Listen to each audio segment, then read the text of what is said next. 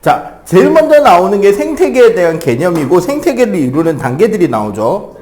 자, 개체, 개체군, 군집, 생태계. 자, 항상 이런 단계들이 나올 때 시험 출제되는 기본 유형은 뭐다? 글자 가지고 장난치기.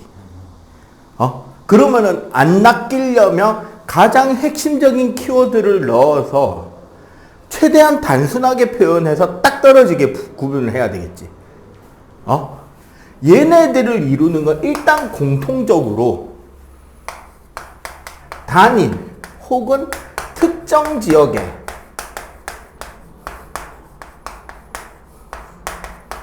사는 기본 베이스로 공통적으로 들어가요.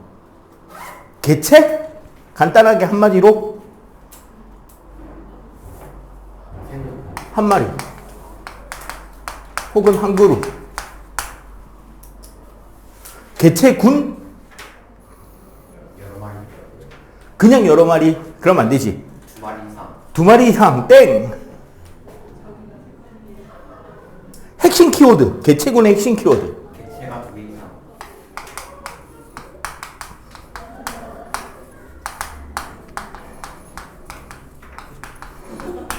단일 종. 그럼 군집은? 단위적 몇 개. 군집은?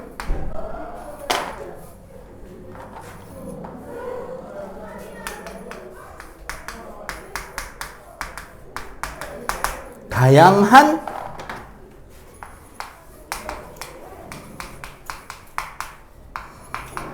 개체군의 모임. 그러니까 봐봐. 허구날 나오는 장소가 도대체 어디인지 궁금한 그놈의 그 고원이 있죠. 어떤 책에는 고원이었다가 어떤 책에는 섬이었다가 하는 풀과 술록과 늑대만이 사는 전국. 옐로스톤? 아니 그러니까 어떤 책에는 옐로스톤이라 돼 있고 어떤 책에는 빅토리아 섬이라 돼 있고 어떤 책에는 카이바브인지 카아비브인지 어쨌든 뭐 무슨 고원이라고 돼 있는 어떤 고립된 지역이 있는데 거기에는 풀이 자라고 풀을 뜯어먹고 사는 멸종 위기종인 술록이 살고 그 술록을 잡아먹는 늑대무리가 있어요. 그래서 술록은 늑대무리에게 도망을 치면서 그 지역을 빙 도는 순회하면서 살고 있고 늑대들은 술록무리 뒤를 따라가면서 무리에서 뒤처지는 늙거나 어린 개체들을 사냥해서 살고 있고. 그러면 풀 한 폭이 술록 한 마리 늑대 한 마리 따로가 개체지. 네. 그러면 개체군은 술록 가족 늑대 가족 풀들 따로가 개체군. 네. 그러면 군집은 여기 늑대 개체군, 술록 개체군, 풀 개체군 다 모아서 그래서 굳이 말하자면 이게 군집이 바로 생태계의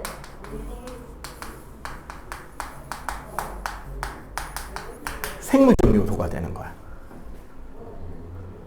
그럼 생태계는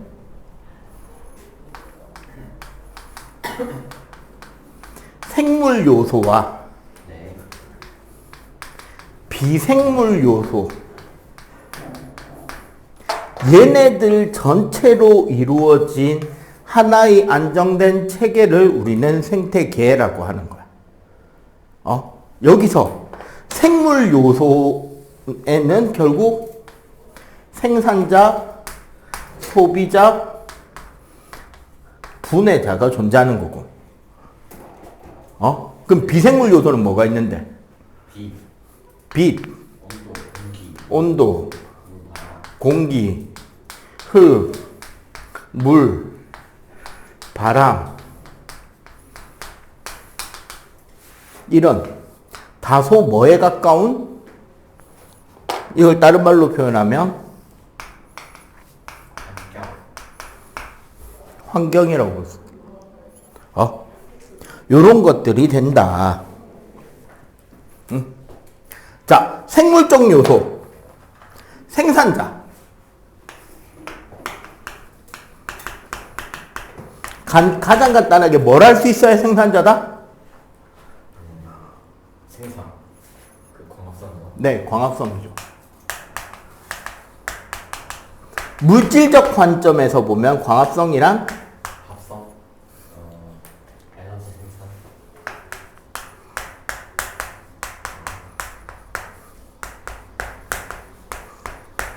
무기물을 베이스로 유기물을 만들어낼 수 있는 것이 바로 뭐다? 생산자죠. 그러면 소비자는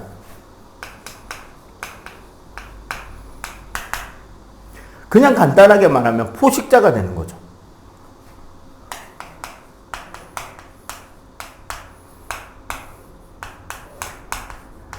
유기물을 통해서 자신이 생활하기 위한 에너지와 유기물을 획득하는 것이 소비자. 네. 분해자는 유기물로. 그치. 얘네들에 이르러서 유기물을 분해서 무기물로 바꿔서 환경으로 돌려주는 녀석들. 그럼 뭐가 있다? 곰팡이, 버섯. 보통 그런 거를 균류라고 하죠. 그 외에 각종 세균들도 여기에 포함이 되겠지. 그래서 식물, 동물, 균류로 분류해도 크게 어긋날 건 아니다. 통과 기준으로는. 자, 그리고 이제 옛날에 15개정 교과 기준이었다면 네. 에어컨을 조금만 틀자. 여기에 명칭이 붙겠죠. 15개정 기준이었다면 이 생태계 구성 요소 간의 상호 관계에 대한 이야기가 나오는데 네. 생물 요소 간에서 주고받는 이런 작용을 원래는 그러니까 이번에 22개정에는 이 단어를 안 쓰는데 너희 학교들이니까 이 단어도 알아두고 갈 필요가 있다는 거죠. 네. 생물 요소끼리의 일어나는 서로 작용들이 있겠죠. 뭐가 있을까? 공생, 기생, 천적, 포식, 피식 이런 것들을 다 묶어서 상호작용이라고 하고요.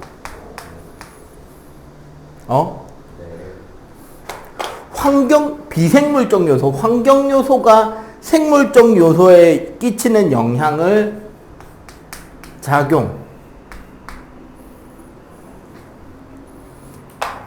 생물 요소가 비생물 요소로 미치는 작용을 그럼 뭐라고 부르면 반작용이라고 했는데 22개정부터는 요 단어들이 일단은 사라졌습니다.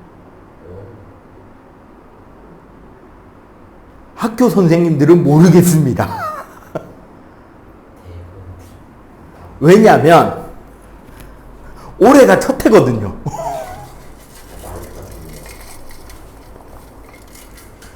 한 몇 년 동안 이제 겨우 적응해서 수업할 만한데 단어가 바뀌어.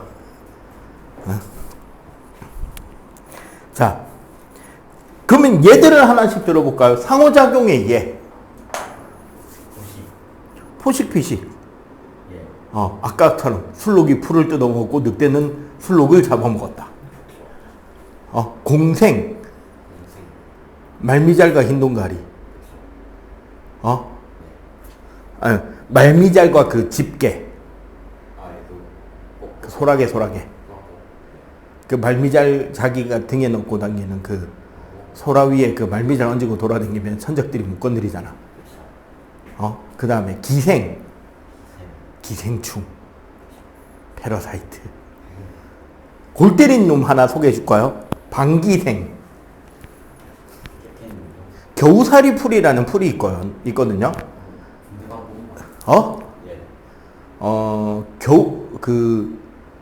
다른 식물의 그 줄기에 자신의 뿌리가 변형된 기생 뿌리를 받고 그 식물로부터 물을 뺏어 먹습니다.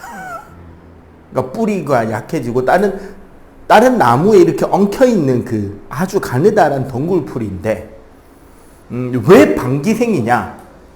일단 전적으로 무릎수는 그 나무에 의존을 해요. 근데 일단 풀이다 보니까 얘는 적어도 뭐는 한다? 광합성은 해요. 근데 문제는 뿌리가 없다는 거는 영양기관이 강하다 약하다? 약하지. 그러니까 어떻게 돼버리냐면 자기 몸에 유기양분 남은 거 저장할 영양기관이 제대로 발전이 안 돼 있어. 그래서 뭐 하느냐? 지가 쓸 만큼 쓰고 남은 거를 식물에다가 넣어줘요.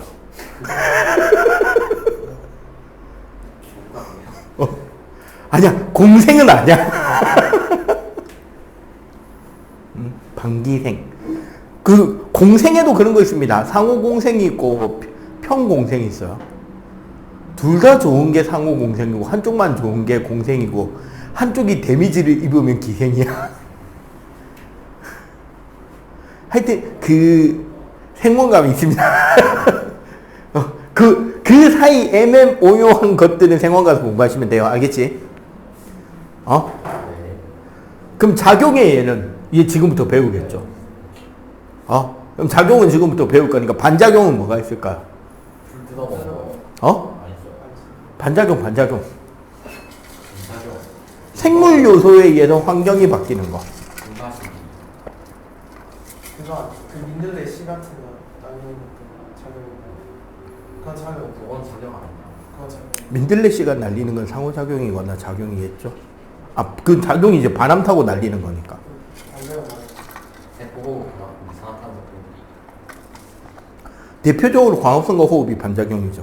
그러니까 정확하게는 광합성과 호흡으로 양분을 만든다 쪽이 아니라 아마존은 지구의 허파라고 불리는 곳으로 다량의 이산화탄소를 흡수하고 산소를 배출하고 있다. 최근 연구에 따르면 아마존 이상으로 대한민국 부근에 깔려있는 해조류 양식장이 그 능력을 발휘한다고 한다. 국뽕TV. 진짜요? 지상생물보다 예. 해조류들 광합성량이 즉 이산화탄소를 흡수하고 산소를 배출하는 양이 워낙에 무지막지하게 많아. 외국에서 맨 처음에 걱정할 때 우리나라의 위성사진을 보니까 뭐 이상한 게 바다에 막 줄무늬가 있어. 야 저거 뭐냐? 저거 우리 해조류. 근데 김, 미역, 다시마 등등의 영어 단어가 한 단어밖에 없다는 거 아니야? 씨위드. 바다 잡초. 저거 우리 그거 해조류 키우는 씨위드 키우는 거야. 아니 너희들은 벌써 그 연구가 돼 있었다는 거야. 씨위드가 육상에 있는 식물들보다 이산화탄소를 흡수하고 산소를 배출하는 양이 몇 배나 많다는데 역시 대한민국 환경을 사랑하는 민족이구나. 그런데 너희들 저거 키운 거 저거 처리하는데 오히려 더 이산화탄소가 생기지 않을까? 왜 처리해? 먹어야지. 지금 미국에 신종 간식으로 아니 북악까지도 아니야. 양반김. 근데 김 맛이 양반김. 양반김 못 참지. 그 참기름 말아서 맛소금 솔솔 뿌려져.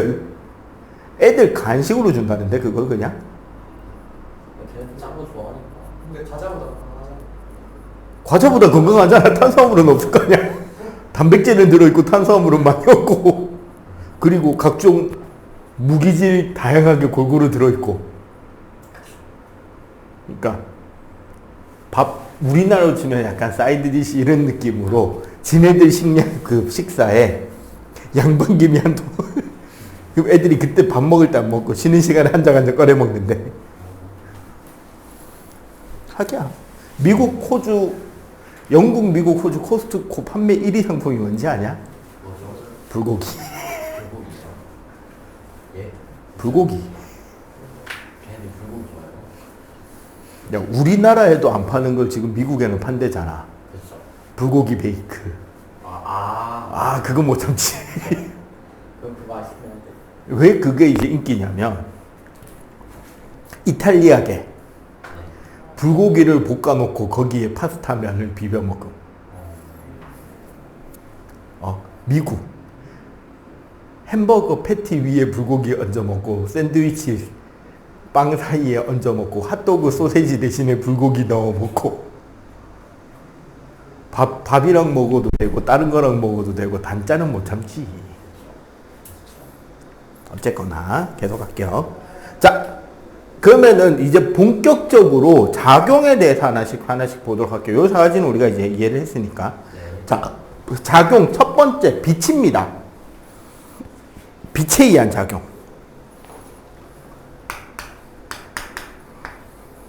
빛에 의한 영향은 사실 이제 여기에 빛의 색이 나중에 지구과학 파트에도 연결돼서 나올 건데 식물의 종류도 빛의 색의 영향을 받고 있고요. 예, 정확하게는 식물의 종류를 바탕으로 하는 토양의 진화라는 챕터가 있어요. 완전히 아무것도 없는 나대지에 어떤 순서대로 식물이 자리 잡고 살 수 있는지에 대한 토양의 진화 과정이 있단 말이야. 제일 먼저 뭐가 자라냐면 풀이 먼저 자랄 수 있어. 풀이 자라다 보면 풀뿌리의 풍화작용으로 조금씩 흙이 만들어지면서 관목이라 그래서 그러니까 맨 처음에 풀보다 먼저 올라오는 거 있다. 이끼가 자라요. 이끼가 자라고 풀이 자라고 관목이라 그래서 나무 종류이긴 한데 우리 무릎 정도밖에 안 오는 낮은 크기의 나무들이 자라. 그러고 나서 이제 본격적인 나무가 자라는데 양수라는 나무가 자라요. 자, 일단 종에 대해서는 양수, 음수. 이건 무슨 소리다? 양수라면 나무를 뜻하는 숫자거든. 양수는 어떤 나무냐? 햇볕을 많이 받아야 잘 자라는 나무예요. 그럼 이런 나무들은 어떤 특징이 있다? 이게 양엽, 음엽하고도 연결이 돼요, 실제로. 양수에 해당하는 나무들은 잎이 두껍고 좁습니다. 이걸 우리 양엽이라고 불러요. 그럼 음수는 잎이 얇은 대신에 네.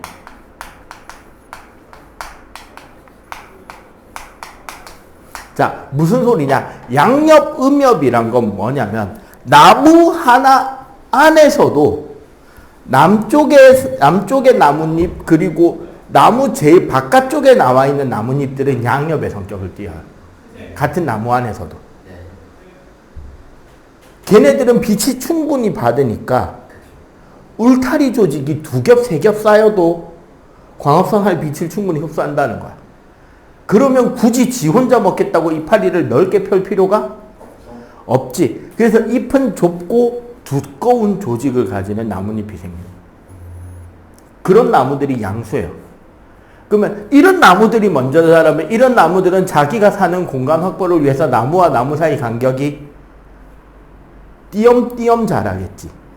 자연적으로 발생하더라도. 왜? 그래야지 뭐 하기 좋으니까. 자기가 잘 살기 좋으니까.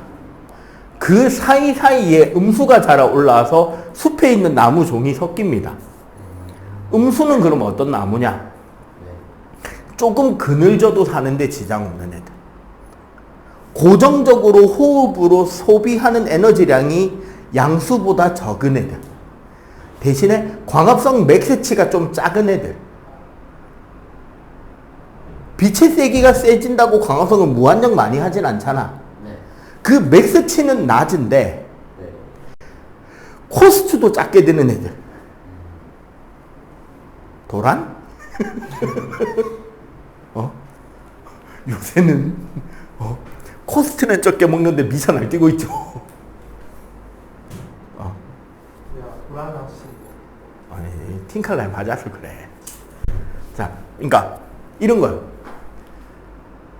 내가 아무리 좋은 조건에서도 엄청나게 많은 광합성을 못하는 대신에 빛이 좀 약해도 나는 먹고 사는데 지장 없을 만큼은 광합성하기 내 최소치는 광합성량이 낮으니까 조금만 광합성은 나는 사는데 지장 없다 하는 애들이 나무가 자라는 거야. 그러면 양수, 음수가 섞이겠지. 나무들이 사이사이에.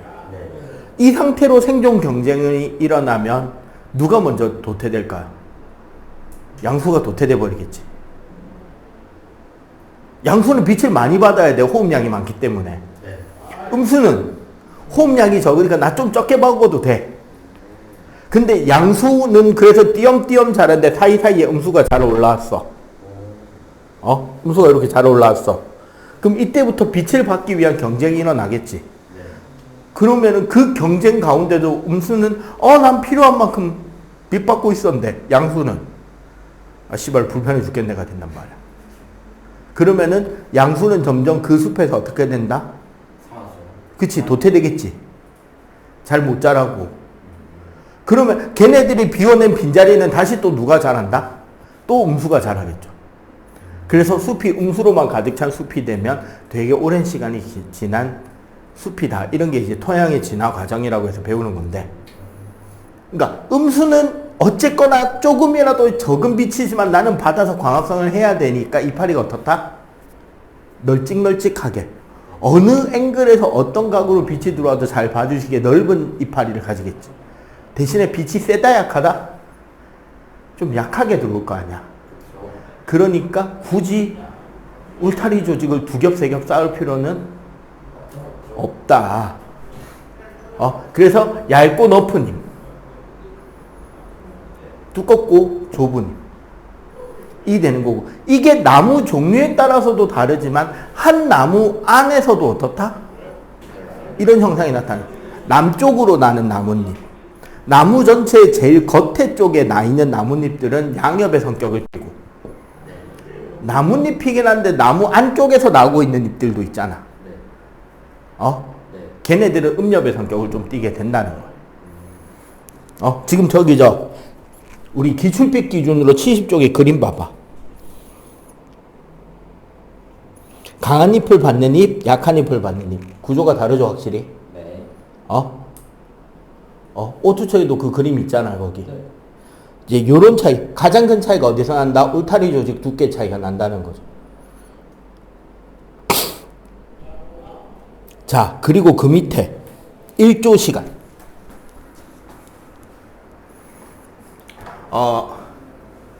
빛의 세기에 따라서 요런 차이가 나고, 네. 특히 차이는 어디서 난다고? 울타리 조직. 그 다음에 1조 시기. 1조 시간과 개화는 내가 그때 방학 때도 일러줬었지만 1조 시간이 중요한 게 아니다. 즉 햇볕을 받는 시간이 중요한 게 아니라 뭐가 중요하다? 단적. 연속된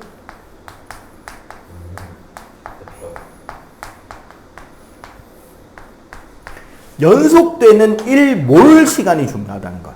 해가 떠 있는 시간이 중요한 게 아니라 해가 지고 있는 시간이 중요하다는 거야. 그러면 우리는 어떻게 공부를 해야 된다? 그러니까 장일식물, 단일식물이라면 사실 장일이다, 단일이다라고 하는 게 아니라 무슨 식물로 봐야 된다? 단야식물과 장야식물로 봐야 된다는 거야. 물론 그 식물의 종류를 쓸 때는 단일, 장일로 써야 되는데 우리가 이해할 때는 반대로 해줘야 돼요. 그러니까 쉽게 말해서 장일식물은 밤 길이가 일정 시기 이하로 짧아질 때 꽃이 피는 식물이야. 그러면 언제 필까요? 밤의 길이가 짧아지면서 꽃 피는 식물. 그치. 봄에서 여름 넘어갈 때 피겠지. 그러면 단일식물, 장야식물은 밤에서 들어갈 때.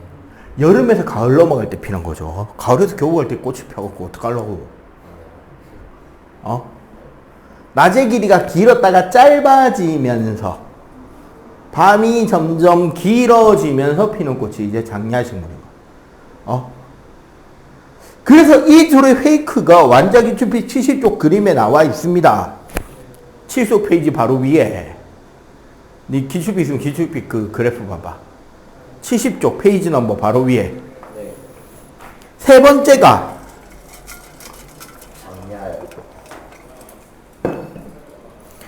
장야일까요? 단야일까요? 단야요. 네, 저건 단야식물이 돼버리는 거예요. 즉 장일식물이다, 단일식물이다. 세 번째는 장일식물이 돼버리는 거야. 낮의 길이가 분명히 밤보다 짧은데도 장일식물이 돼버리는 거야. 왜? 연속된 밤의 길이가 짧으니까. 중간에 불 켜놓은 것 때문에 짧으니까. 그때 뭐가 자란다? 꽃이 자라서 꽃이 펴버린다는 거지. 낮 길이가 중요한 게 아니라 뭐가 중요하다? 밤의 길이가 중요하다라는 이야기입니다. 오케이? 네. 자, 그 다음에 71쪽에 온도와 생물.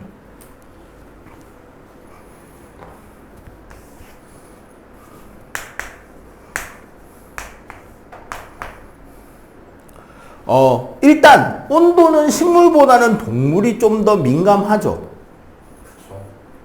그쵸. 네. 일단 동물의 경우는 정온 동물과 변온 동물이 있습니다.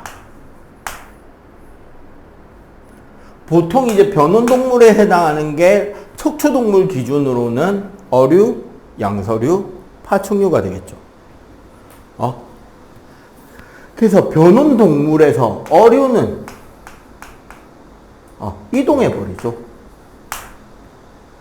정온 동물에서도 조류는 뭐 해버린다? 대부분 이동해 버리죠. 자기가 살기 최적의 수온의 바닷물을 타고 움직여 버리잖아. 그쵸. 회유어나 이런 식으로 살잖아요. 그리고 그 시기에 맞게 뭐 번식하러 가는 경우도 있고. 네. 대표적으로 전 세계에 대한민국 사람들이 그렇게나 좋아하는 물고기인데 네. 아직 완전 양식이 성공하지 못한 물고기가 하나 있거든. 뭔지 아냐? 장어요. 장어예요. 현재 추정컨대 산란지가 어디로 추정되고 있는지 아냐? 마리아나 해구 해저 5,000m.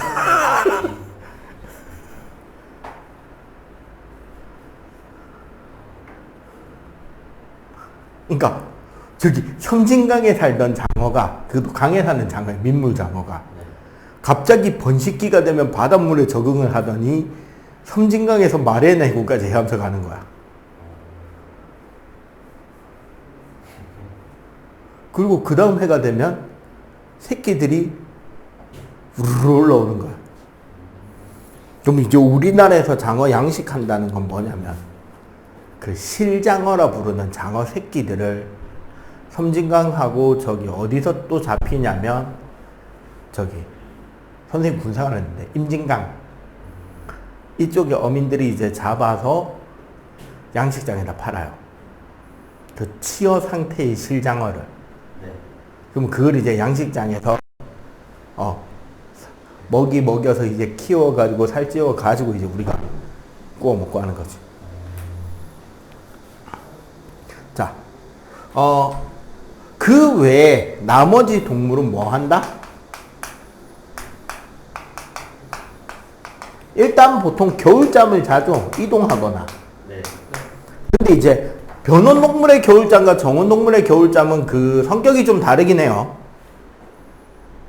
응? 변온 동물의 겨울잠은요, 네. 사실상 기절 내지는 가사라고 봐야 돼.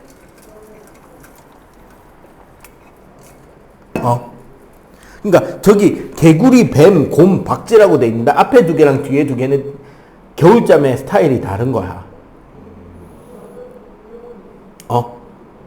앞에 두 개, 개구리랑 뱀은 체온이 떨어져서 물질 대사 능력이 너무 떨어지니까 사실상 가사 상태 내지 기절 상태로 그냥 뻗어버리는 거고. 곰, 토끼, 다람쥐 얘네들은 왜 겨울잠을 잔다? 그치. 어차피 밖에 나가봐야 먹을 거 없으니까 뭐 하는 거다? 안 사는 거예요. 돌아다니면서 먹을 걸 자기 이제 겨울잠 잘 피난처에 잔뜩 쌓아놓고 안 움직이면 에너지 소비가 적으니까 좀 더 버틸 수 있는 거지. 그냥 비상식량 먹어가면서 개기는 거야. 어차피 밖에 나가봐야 먹을 거 구하기도 힘드니까.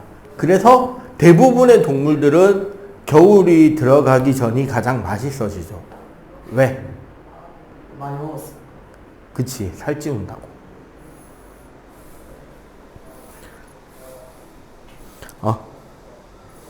자, 그리고 보자.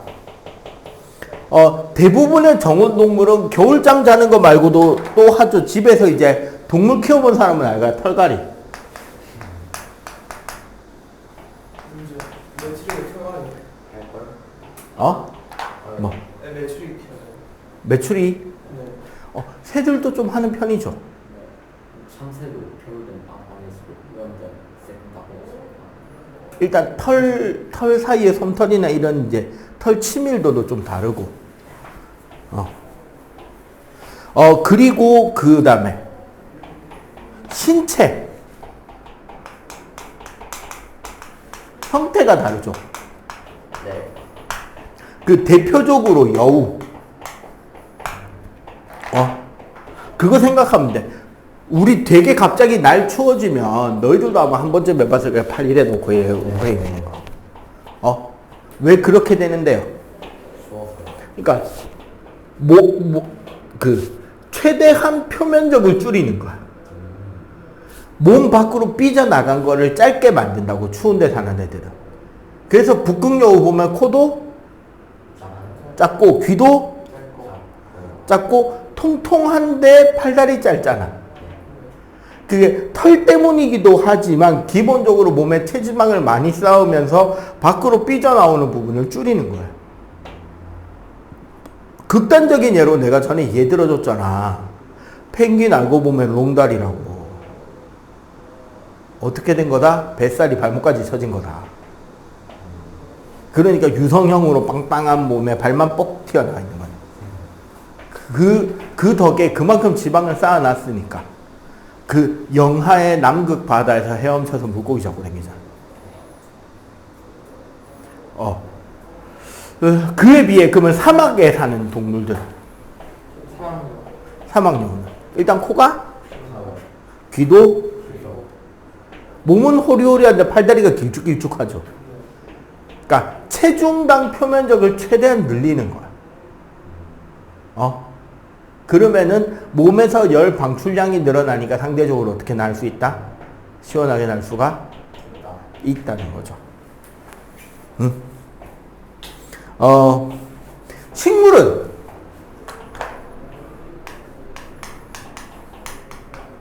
일단 낙엽 잎을 떨궈버리죠. 네. 겨울로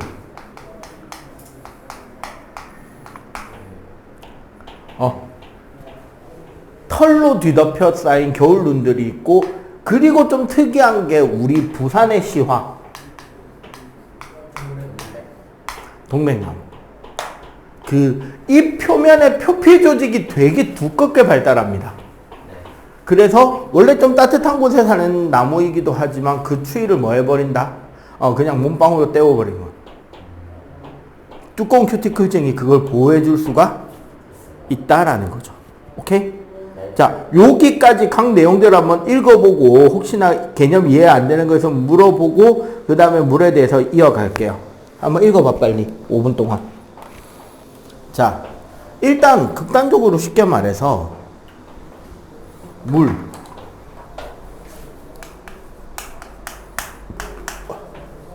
동물은 이거 생각하면 되죠. 건조에 대해 대비하는 방법.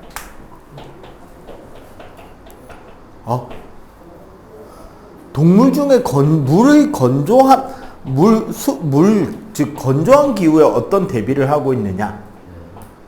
어떤 것이 있을까요? 양서류에서 파충류로 진화하면서 아래 껍질이 생기기 시작하죠. 맞지? 양서류에서 파충류로 진화해 오는 과정에서 수정하는 위치가 체외에서 체내로 바뀝니다. 그리고 양서류의 피부는 뭐였죠? 점막이지. 네. 파충류의 피부는 비늘이죠. 왜 비늘일까? 수분 결국은 뭐다? 건조기후에 대해서 수분을 지키는 법에 대해서 진화가 일어났다는 거예요. 두 가지 방법입니다. 첫 번째가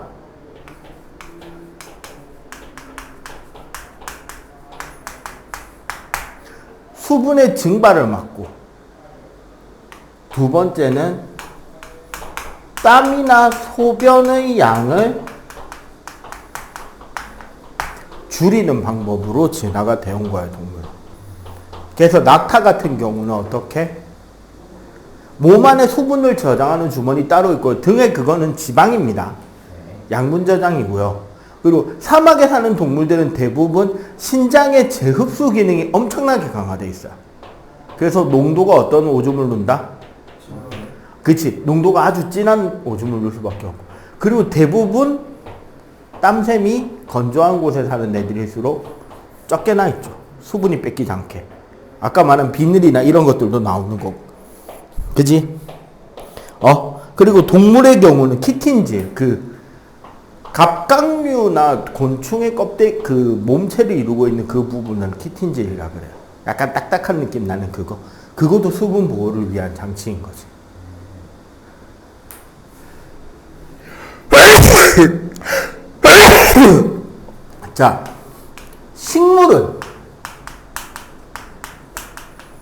자, 식물은 건조한 곳에 사는 애와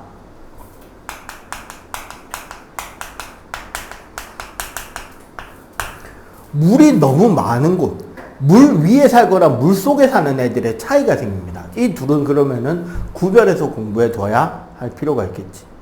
그럼 건조한 데 사는 애들의 첫 번째는 뿌리와 저수 조직이 발달할 수밖에 없죠.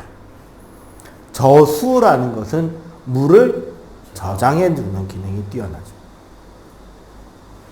대신에 뭐가 안 좋아질까요? 과성? 아니죠. 증산작용을 억제해요. 증산작용수로. 극단적으로 우리 다육이 식물들, 사실상 그 선인장류는 우리가 잎인 줄 알고 있는 그 녀석은 잎이 아니죠. 뭐다? 줄기입니다. 그럼 잎은 어디 갔는데요? 가시요. 네, 가시가 잎인 거지. 어차피 걔네들은 빛이 부족한 애들이 아니잖아. 사막에 사는 애들이니까. 그러니까 몸체에 있는 엽록체만으로 광합성을 하는 거야. 대신에 선인장이나 알로에 이런 거 잘라보면 안에가 전부 다 젤처럼 돼 있죠. 말캉말캉하게. 왜? 그런 조직 구조를 가져야 뭐를 한다? 네, 거기에 수분을 저장할 수 있게 됩니다. 그리고 뿌리가 되게 발달할 수밖에 없죠. 조금의 수분이라도 모아야 되니까. 선인장도 뿌리가 있어. 선인장 뿌리가 어떻게 생겼지? 그냥 뿌리 있어요. 뿌리가 있으면 돼. 어떻게 생겼지? 되게 촘촘하게 길게 날걸. 꽤 크게 납니다. 선인장 뿌리를 본 적이 없어. 이해가. 되게 넓게 가요. 진짜. 처음 알아. 그에 비해서 수상생물이나 수생생물은 네. 일단 얘네들은 뿌리가 약해도 돼요. 그렇죠. 왜? 어차피 남아도는 게 보이죠? 물이다. 대신에 얘네들은 핵심이 이거죠. 통기조직이 발달해버린다. 공기가 통할 수 있는 관이 발달해요. 줄기에. 대표적으로 우리가 뿌리인 줄 알고 있고 이름에도 뿌리가 들어있지만 사실 뿌리가 아닌 게 있어요. 연근? 네, 연근이죠. 연근은 땅속 줄기라고 불리는 부위거든요. 우리가 먹는 부위가. 그 구멍 숭숭 나는 게 실제로 그냥 공기 통과하는 통로입니다. 그런 거를 우리는 통기 조직이라고 하는 거지. 그리고 아예 그 통기 조직을 이용해서 물 위에 떠서 사는 애들도 있죠. 그 불의옥잠이라던가 생이가래라던가. 그리고 수상이나 수생생물은 또 그거 있어요. 기공의 위치도 바뀌어요. 그래서 일반적인 육상 생물은 기공이 어디에 있죠? 잎의 뒷면, 즉 잎의 아래쪽 면에 많잖아. 왜? 그래야 먼지, 빗물 등으로 기공이 막히는 것을 막을 수 있지. 근데 물에 떠서 사는 식물들 입장에서는 그치, 아래에 있으면 막히잖아. 그러니까 어디에 나 있다? 윗면에 나 있습니다. 기공이. 이런 것들도 환경에 따라 영향을 받아 적응을 하고 있는 거다. 그치? 네. 그 다음에 토양.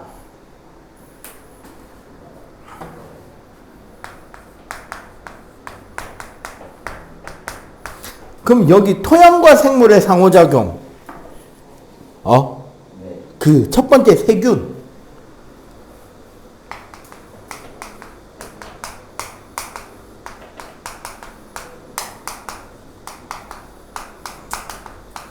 지금 우리 22계정에는 명칭이 좀 바뀌었어요. 여기 보면 산소세균과 무산소세균이라 돼 있잖아.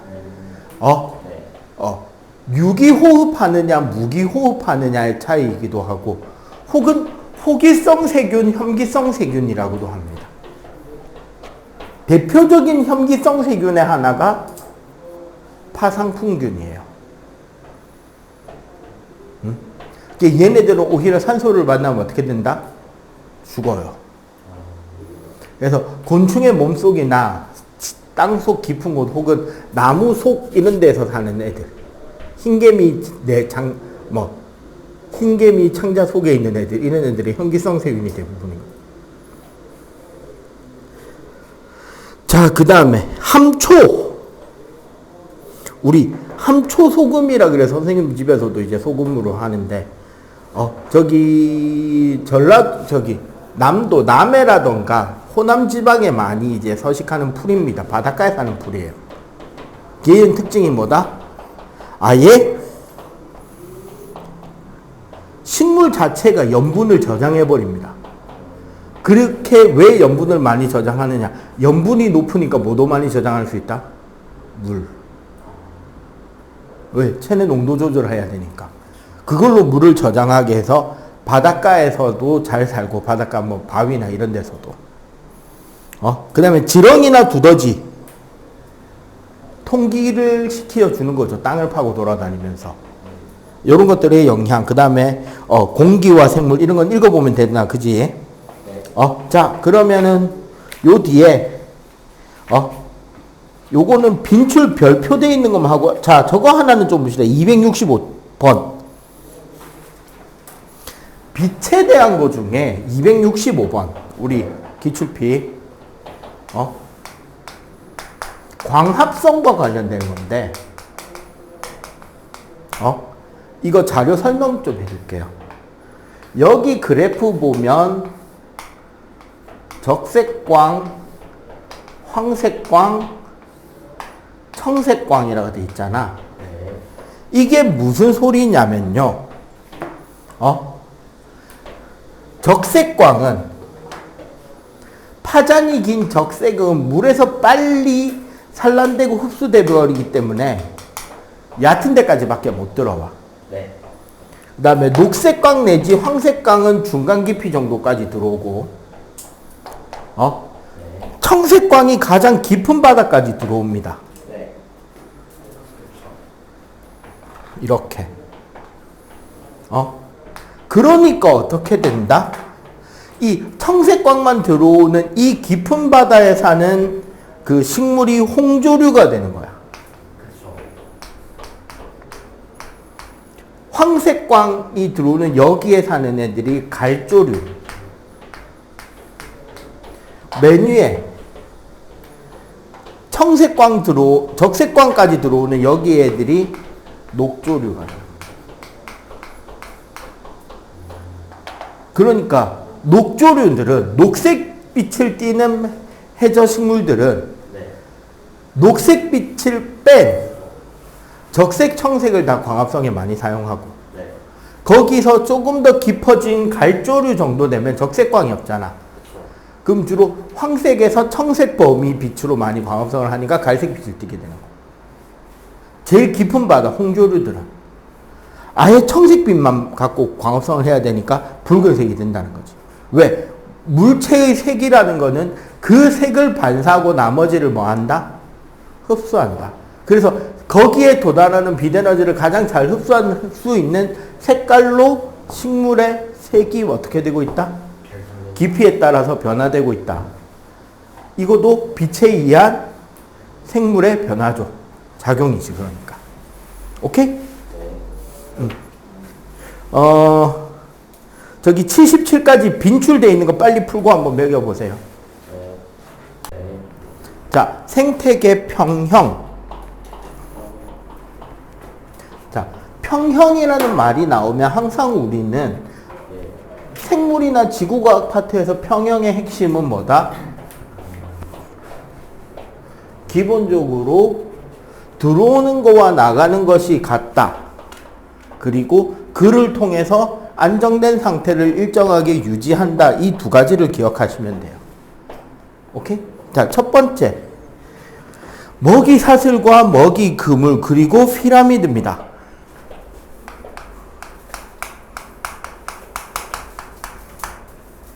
자, 먹이 사슬이나 먹이 그물을 이야기할 땐 분해자는 취급 안 합니다.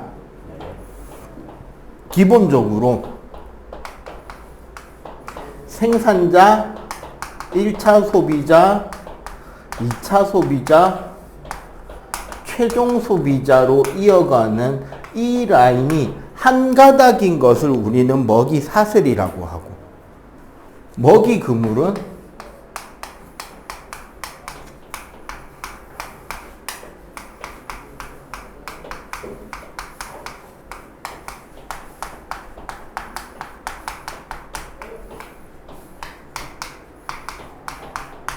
여러 가닥의 먹이 사슬이 서로 교차하면서 엉켜있는 관계를 우리는 먹이 그물이라 그래요.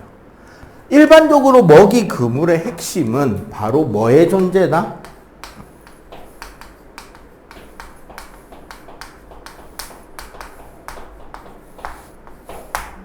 어떤 특정한 먹이 관계 단계를 대체할 수 있는 종이 항상 존재한다는 거예요. 웬만하면. 물론 되게 특이한 생태계가 만들어질 수 있어. 생산자 1차는 복잡한데 2차가 한 종밖에 없고 그 위에 고차 소비자들은 1차는 안 먹고 2차만 먹는 경우나. 그렇게 될 때는 어떻게 된다?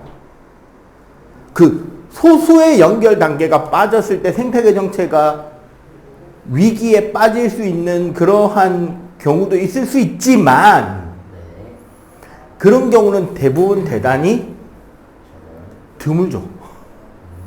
기본적으로 이런 거야. 생각해봐. 아까 우리 말한 그 카바브 고원의 비극, 저기 이제 우리 기출 179쪽에 나올 건데 79쪽에 인간의 개입으로 생태계 평형이 깨진 예. 저거는 뭐야? 그냥 간단하게 생산자, 1차 소비자, 최종 소비자 끝이었단 말이야. 근데 이 상태에서 인간의 개입으로 최종 소비자를 없애버렸어요. 그러면은 술록을 늑대가 잡아먹고 있고 술록을 우리는 뭐 멸종위기종이니까 늑대를 없애버리면 술록이 잘 살 수 있지 않을까요? 라고 생각했지만 그 생태계 환경에서 생산 한계라는 게 존재할 거 아니야. 맞지? 그러니까 늑대가 없어지니까 술록이 어떻게 된다? 개체수가 많아지고 술록의 개체수가 너무 급증하고 늑대가 없으니까 술록은 이동하면서 생활할 필요가 없어지죠. 그러니까 무슨 문제가 생긴다? 풀이 없어요. 바로 그렇지. 풀이 멸종해버려. 그러면 거기엔 더 이상 생산자가 없어지니까 1차 소비자인 술록이 생활할 수 있나? 그러니까 멸종하는 거야. 그 지역에서 적어도. 걔네들이 다른데 이주에 가서 살 수도 있고 거기서 굶어 죽었을 수도 있지만 어쨌거나 그 지역에서 멸종한 거죠. 앞시가나 오는 거죠. 특정 지역에. 되게 그게 지구 전체를 기준으로 생각하는 건 아니니까. 요 베이스에 깔아놓고 이해를 해야 돼요. 알겠죠? 먹이 사슬은 한 가지 라인인 거고 먹이 그물들은 걔네들이 엉켜서 먹이 사슬이 교차하는 거. 지금 우리 저기 봐봐. 생태계의 먹이 그물. 나무나 풀을 뜯어먹고 사는 게 쥐, 토끼, 다람쥐, 애벌레, 나비가 있죠. 네. 그리고 걔네들을 먹고 사는 게 예를 들어 토끼를 먹고 사는 게 매도 있고 여우도 있죠. 그렇죠. 그리고 저기는 표시가 안 돼 있는데 아마 뱀도 좀 먹을 수 있지 않을까? 그럼 뱀 종류에 따라서 다르긴 하겠지만. 네.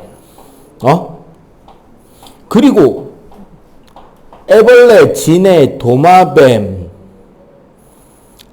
아마 토끼도 배고 쥐, 도마뱀, 뱀 막 엉켜 있잖아. 저렇게 참새, 네. 거미, 나비, 매, 여우.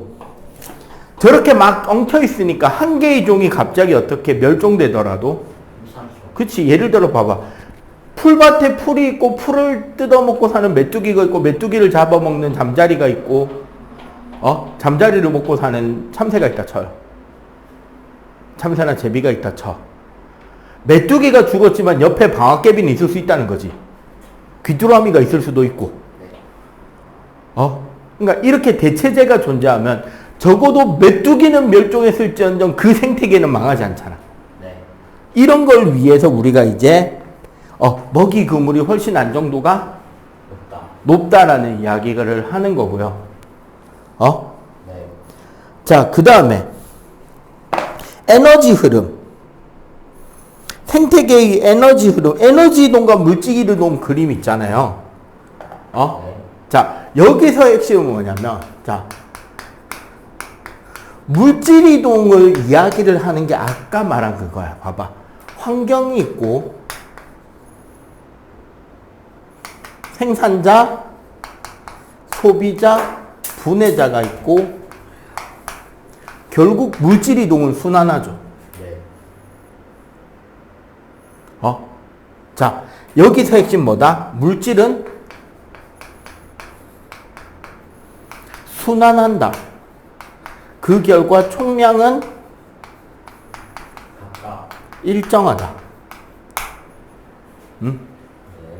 그런데 여기서 에너지는 환경에 있어서 에너지, 우리 생태계를 유지하는 에너지의 가장 근본은 뭐다? 그치.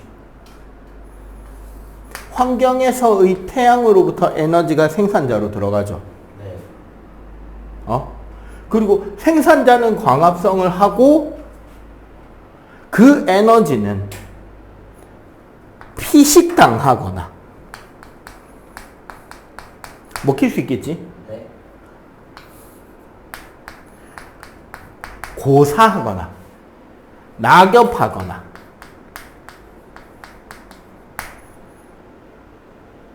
맞지? 낙엽이나 말라 죽은 통나무도 유기양분, 즉 에너지는 존재하죠. 화학 에너지로. 그리고 여기서 뭐가 날아간다?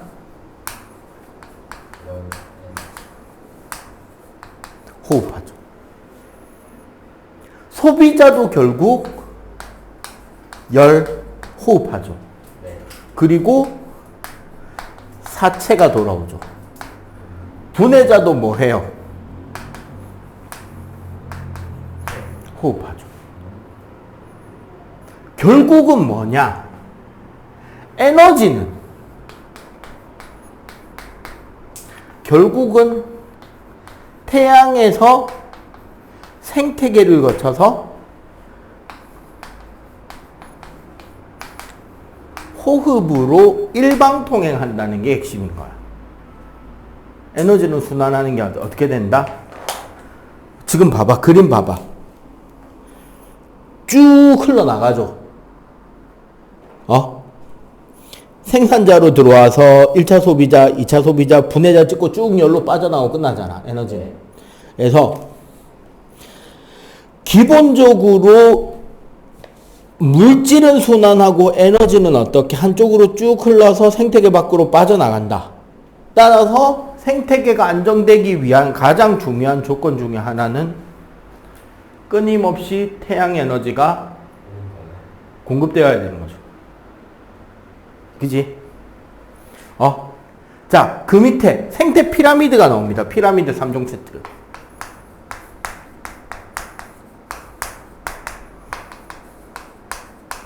자, 각각의 단어 뜻을 잘 보세요. 에너지량, 개체수, 생체량.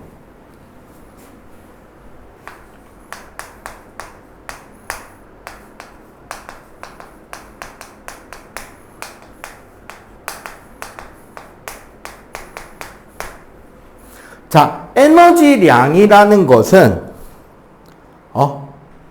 생산자 1차 소비자, 2차 소비자, 최종 소비자의 하루 동안 각 단계가 가지고 있었던 에너지 총량, 지구 전체 혹은 그 생태계 일부 지역 전체 에서 각 단계가 가지고 있었던 에너지 총량을 면적당으로 나눈 거예요. 그러면 에너지량은 결국 보면은 단위가 뭐야? 킬로칼로리 퍼 1m 제곱으로 돼 있을걸? 네. 맞지, 단위가? 년이네? 네. 1이 아니고 년이구나.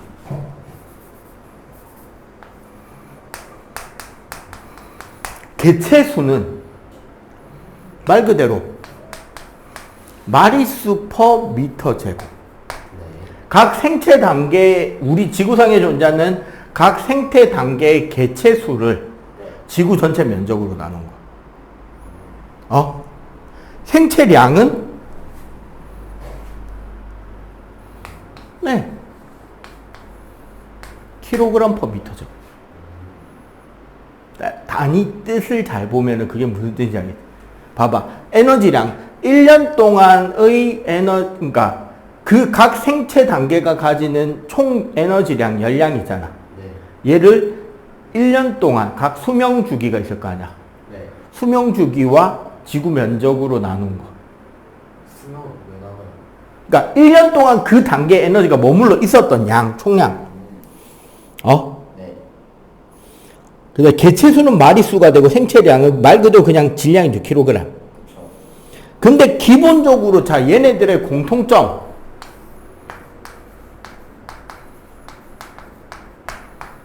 상위 단계로 갈수록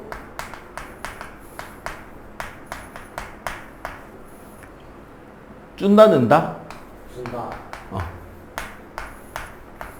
자, 요거랑 여기에 보면 요 에너지량 있잖아. 네. 요 에너지량에서 이피전시가 나와요. 효율.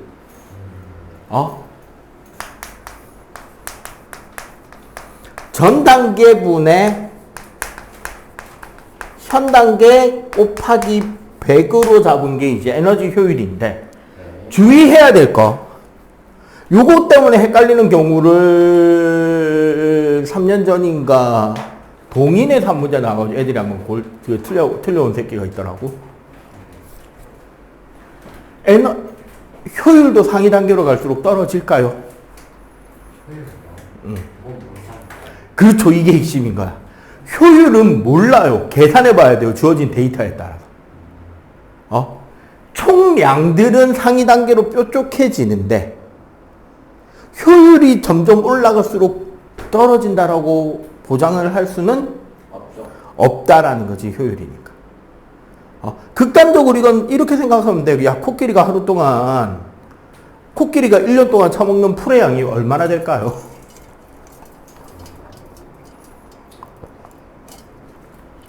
그지? 네. 그리고 그 코끼리가 평생 동안, 아니, 단순하게 너희들로 생각해보자. 너희들이 평생 동안 먹는 쌀의 양과 너희들 몸무게를 비교하면 누가 어느 게 더 많어? 그치? 야, 너희들이 평생 먹는 소고기량과 너희들 몸무게 비교해도 너희들 몸이 작을걸? 한우면 비슷할지도. 씨발, 한우 1년에 평생에 100kg 먹기. 와, 빡센데, 그거는. 그지? 하지만 소고기, 돼지고기, 우리는 먹이 사슬이 아니라 먹이 그물이니까. 우리가 처먹는 총량으로, 에너지로, 네. 마리수로, 네. 킬로그램으로 뭘 하든지 다 우리가 잡죠. 왜? 사실 우리 지구계에서 인간이라는 종은 궁극의 끝판대전이죠. 웬만해선 우리가 최종 소비자잖아. 흔히 말해서 인간이 최종 소비자가 아닌 상황이 되면 뉴스에 납니다. 맞아 안 맞아? 저기 경상북도에 사는 김씨가 뱀을 잡아먹었다는 뉴스에 안 나오지만 아프리카에서 뱀이 김씨를 잡아먹었다면 신문에 나요. 그지? 자, 이제 요런 단계가 있다. 그래서 생태계 평형을 기준으로 하면 먹이 사슬보다 먹이 그물이 안정된 이유는 아까 말한 것처럼 대체제가 존재한다는 거에 핵심인 거예요. 이제는 우선 마이크는 비싸고 퀄리티도 떨어지고 유선은 싼데 이게 불편하고 우리 퀄리티는 좀 이제 현대에 와서는 이 설명이 잘못된 설명이라고 알려지고 있는 설명이긴 한데 한 명의 되게 진보적 성향을 가지고 있었던 한 나라의 여왕이 개쌍년으로 묘사된 한마디가 있죠. 우리에게 빵을 달라. 빵 없으면 케이크 먹으라고 하세요.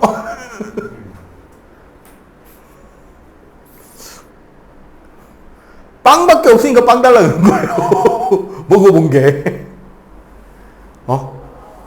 시민, 사실상 농노에서 벗어난 지 얼마 안 된 그 시민이라는 계급은 빵 말고 딱히 먹어본 게 없으니까 우리에게 빵을 달라고 외친 거고, 매일매일 다른 메뉴를 먹어댄 여왕 입장에서는 빵 없으면 케이크도 있고 쿠키도 있고 스테이크도 있고 메뉴에도 있는데 왜 자꾸 빵 달라고 지랄이야? 가 되는 거지. 먹이 사슬로 사는 사람과 먹이 그물로 사는 사람의 시각적 차이인 거죠. 어젠가 인터넷에 그런 글이 있더라고. 한 가지를 완전 무료로 먹을 수 있다면 당신은 무엇을 선택할 것인가? 참치 대 한우. 평생 공짜.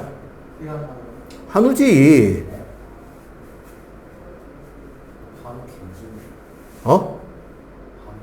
구워 먹는다고 안 했잖아. 국밥부터 먹을 게 얼마나 많아. 한우잖아. 그 참치는 캔을 참고로 캔에 있는 건 참치가 걔네는 가다랑어입니다. 근데 동원 참치. 아니, 일단 우리가 참치라고 부르는 동물은 다랑어과 동물을 지칭하기 때문에. 근데 정확하게 다랑어과도 아니에요. 걔네들 고등어과예요. 아니다. 고등어과가 위엔 고등어목 다랑어과인가? 그렇게 될걸? 어쨌거나 고등어 취급입니다, 걔네들이. 이제 그 중에 제일 맛있는 게 참다랑어. 이제 소위 이제 흑참치 이런 것들. 그 다음에 이제 남방다랑어라고 또 눈다랑어 있습니다. 옐로핀. 저기 인도양 쪽 사는 애들이 있어. 참다랑어랑 비슷하고. 그 다음에 이제 새치류가 있어요. 청새치, 도새치, 황새치라고 하는 새치들이 있고, 그다음에 그 가다랑어 가지고 우리가 가장 잘 아는 식재료가 그거죠. 까쳐부시. 그게 가다랑어 포입니다. 가다랑어를 말려서 딱딱하게 가공해 놓은 거예요. 염장해서 말려서. 우리 타코야끼에 얹어주는 그 대패가루. 제일 맛없는 게 점다랑어. 뭐 이렇게 이제 쭉 내려오죠. 되게 뭐 그런 거 잡아서 그냥 캔 만드는 거고. 응? 자, 어쨌거나 한우 이랬길래 야 아침은 설렁탕, 점심에 살치살, 저녁에 스테이크인가? 오, 괜찮은 삶이다. 야, 참치 먹으면 설사요. 그만큼 먹으면. 야, 니 하루 삼시세끼 다 참치로 먹을 수 있을 것 같아? 참치는 그냥 한우는 센스. 한우 정도는 나 1년 365일 다른 메뉴로 한우 먹을 자신도 있는데. 한우는 약간 조이버거나 육회로도 먹을 수 있어. 그치, 육회도 있지. 불고기도 있고. 다다끼, 불고기, 스테이크, 수육, 좋다.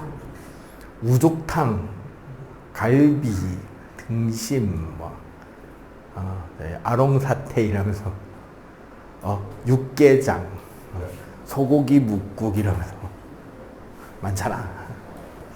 자, 계속 볼게요. 자, 생태계 평형 유지 원리 저거 그래프 한번 봅시다. 79번. 저거는 아마 나온다면 저 피라미드 그 형태 바꿔가는 거는 서술형으로 묘사하는 형태로 나오거나 아니면 진짜 문제를 어렵게 한다면 어떤 문제가 나올 수 있느냐. 자, 우리 기출픽 기준으로 이거 한 문제를 봤는데 전에 어려운 거를 저기 있네. 300번.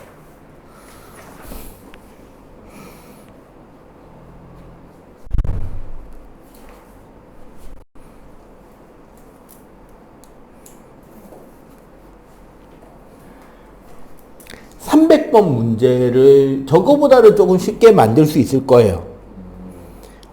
네. 기읍과 니은이 증가와 감소를 순서 없이 나타낸 것이다라고 되어 있는데 네. 사실 저기에 증가 감소를 넣어줘도 헷갈릴걸? 그렇죠. 기억 니은에 증가 감소를 넣어줘도 뭐가 몇 차인지 저렇게 순서를 흐트러 놓으면 헷갈리게 된단 말이야. 네. 그 정도만 내줘도 꽤나 깔끔한 문제가 된다는 거지. 저런 표 상태로. 자, 기본적으로 먹이 피라미드는 이겁니다. 되게 단순한 규칙이에요. 근데 이거를 묘사하려니까 헷갈리는 거야. 자, 요렇게 생각하면 돼. 한 단계가 증가했습니다. 예. 증가하게 되면 자, 요 첫 번째로 증가를 했어요. 그럼 그 다음에 일어나는 두 번째 변화는 증가한 생태계 단계 아래 위층에서 일어나요. 아래층은 줄고 네. 그 상층은 증가합니다. 네. 그러면 그 다음에 맨 아래층이 줄었기 때문에 네. 2층이 다시 줄죠. 줄고요. 2층이 줄어드는 덕에 하층의 회복이 일어나면서 상위 단계층이 줄어요. 예. 이런 식으로 변하게 되면서 어떻게 된다? 사실 전체적으로 다시 그려보면 원래 피라미드보다 조금 줄어든 피라미드로 다시 안정이 잡혀요. 그리고 그렇게 안정이 잡히고 나야 다시 뭐 한다? 생태계는 원래 상태로 회복하고 생장을 시작한다는 거죠. 자, 그러면은 한 단계를 줄이면 어떻게 될까요? 자, 여기를 줄이는 게 1단계다. 2단계에 무슨 일이 일어날 거다? 위에가 감소. 그치. 이 위에는 감소, 생산자가 증가.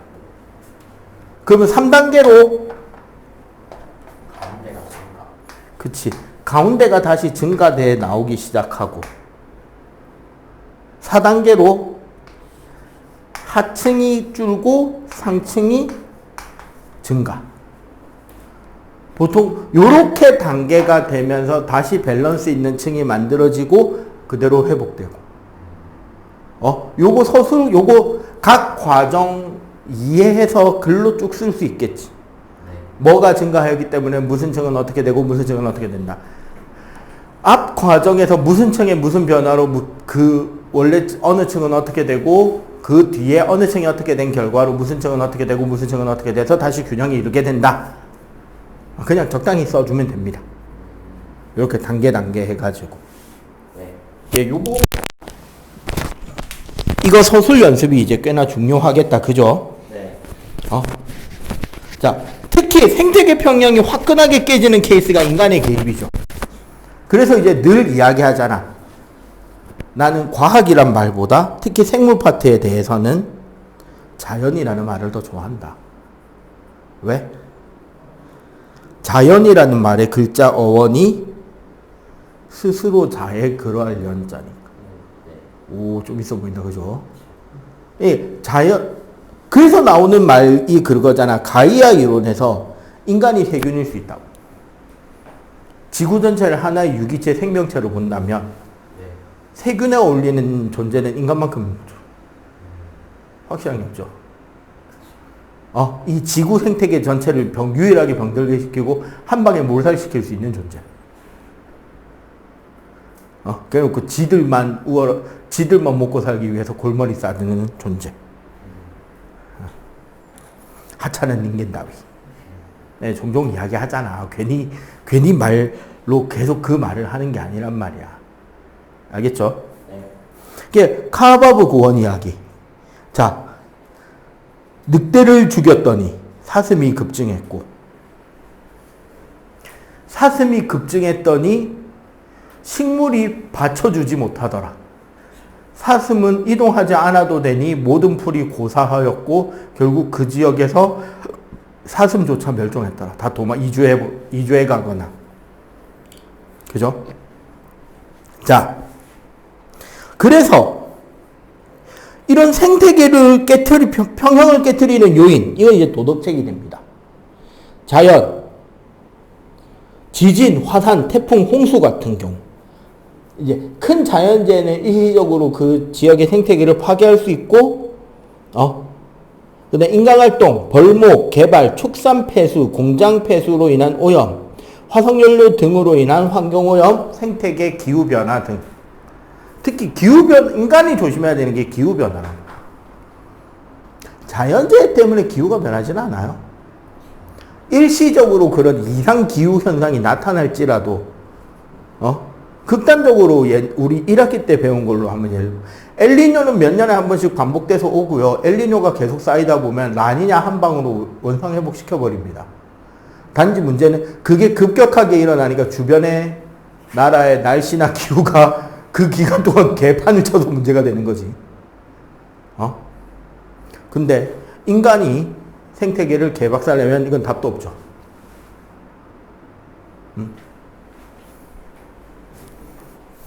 자, 그래서 우리는 어떤 노력을 해야 된다. 어쩌고저쩌고 쭉 적혀있다, 그죠? 네. 자, 저 인간의 노력에서 조금 더 여러분들이 공부할 때 여유가 있다면 요거 하나 정도 생각하면서 풀어주면 좋을 것 같아요. 내가 할 일이냐? 우리 사회가 할 일이냐? 우리들이 할 일이냐? 그러니까 나라는 개인과 우리들이라는 그냥 학생 신분에서 할 일이냐? 우리 사회가 나서야 될 일이냐? 대한민국을 포함한 전 세계의 국가가 협력해서 할 일이냐의 단계 구분도 한 번 정도 생각하면 좋겠지. 그러면은 이 부분의 문제는 딱 뭐로 나온다? 위에 생태계를 깨트리는 환경변화 요인이나 보전을 위한 노력에서 성질이 다른 한계 고르기가 나오겠죠. 이해가 돼요? 네. 이게 자연재해인지 인간의 계지랄인지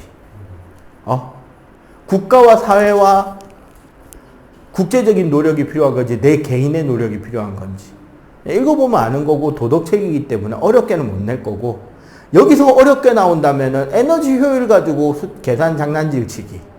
그 다음에 요거 생태계 변화. 그림으로 깔짝대는 게 아니라 서술형으로 내면 문제 내기 참 좋겠죠. 그리고 아까 말한 그 생태계 피라미드 표 300번 응용 문제. 300번 자체는 지금 되게 어려울 겁니다. 네. 근데 저기 300번 있는 표에 증가 감소를 적어 놓고 이게 무슨 층이게 물어봐도요, 사실은 어렵겠죠. 꽤나 고민을 좀 해야 되는 문제가 될 수가 있다. 그래서 그 정도 개념의 문제들까지는 좀 습득할 수 있도록 꼼꼼하게 문제를 풀어야 될 필요가 있는 단원이다. 네. 오케이? 자, 이것도 일단 뒤에 빈출 좀 풀어보세요.